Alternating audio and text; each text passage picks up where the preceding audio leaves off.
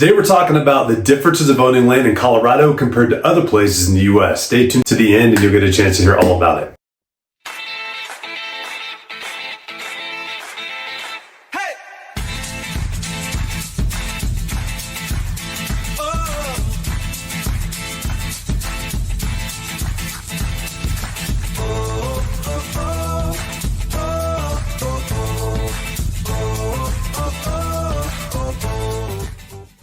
Hey guys, I'm James Dean, team leader of the James D. Mountain Homes team. Thank you so much for watching these videos. Just really quick before we get into the meat of this video, I just wanted to make sure if you haven't done so already, hit that subscription button down below, hit that notification bell. That keeps you updated on all the new videos that we have coming out weekly.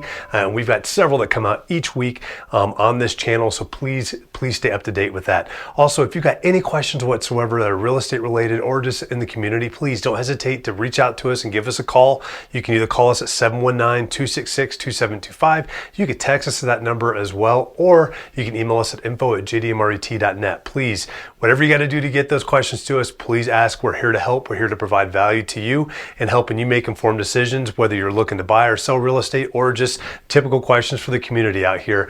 We are local experts of this area and we love this area. So please reach out to us, and we hope you guys enjoy this video.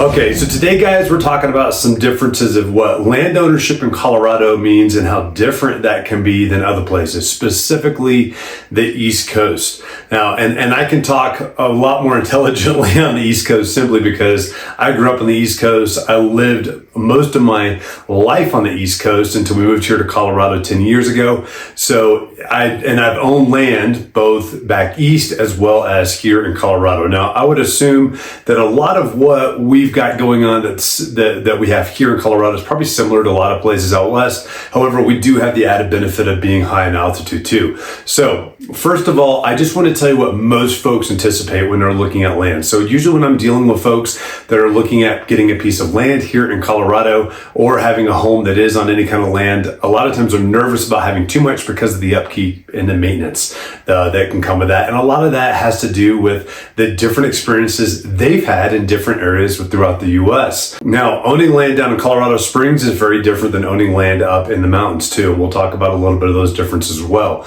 But first, I just want to let you know that it is much different in the sense that back east, grass grows and weeds grow way faster than they do here in Colorado as a general just rule of thumb. Specifically, when you compare it up in the mountains. Up in the mountains, we currently live on a small ranch. It's about 55 acres. Now, granted, our horses do take care of the majority of that, but we still have a good amount of land that's around our house and around the driveway that the horses do not have access to because they are fenced out in their pastures. So we have to make sure that stuff is mowed. Now, this year has been a heavy mowing year for us. We've actually had to mow the grass about 7 times this year.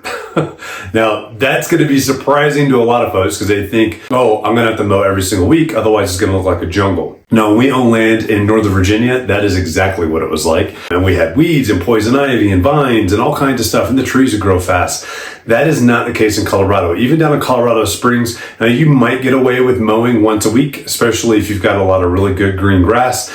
Then you've got it watered, but a lot of places now are moving to xeriscape down in Colorado Springs, and they're just trying to manage that because the cost of water is just going up and up and up, and they're just trying to make this more manageable and more sustainable as Colorado Springs continues to grow as well. So you see a lot of xeriscapes coming into place where they'll have bushes and trees and landscaping, but it's not necessarily going to be a lot of grass to cut or anything along those lines. So that's something to look at as well. But grass and trees in general in Colorado grow way slower than they do in a lot of areas. Now that's good to know too, because if you're thinking, oh, you're going to plant a forest of aspens, you probably just planted a forest of aspens for 2 generations from now.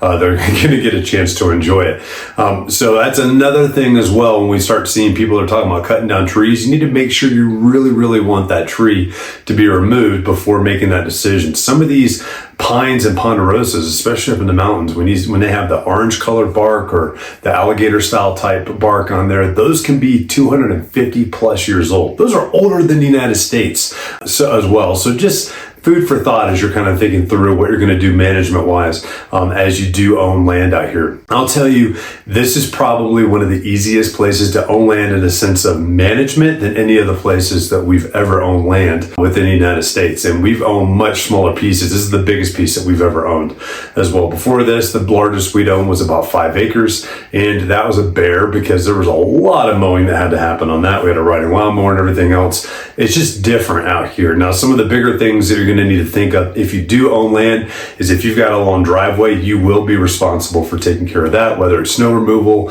if it's gravel or decomposing granite, making sure it's graded, all kinds of different stuff that will come into play with that. But land in general is not nearly as bad as a lot of people think it is. So typically when we're looking at homes and we know somebody doesn't want to live within a community or a subdivision and they want something with land, and they usually put a preference of, oh, we just want 1 to 2 acres, we'll typically take the smaller of what that search criteria is and not put a maximum on it, because most of them, as they get out there and start to look, they'll find their price point is typically going to keep them within an amount of land that they can afford, obviously, with the house that they went on it, but they could find something much greater. They normally like it quite a bit.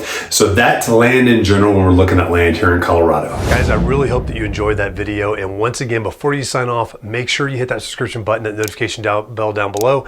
That will keep you updated on all the new videos that we have come out that are here to inform you and help keep you updated on what's happening here, both in the community and in real estate as well.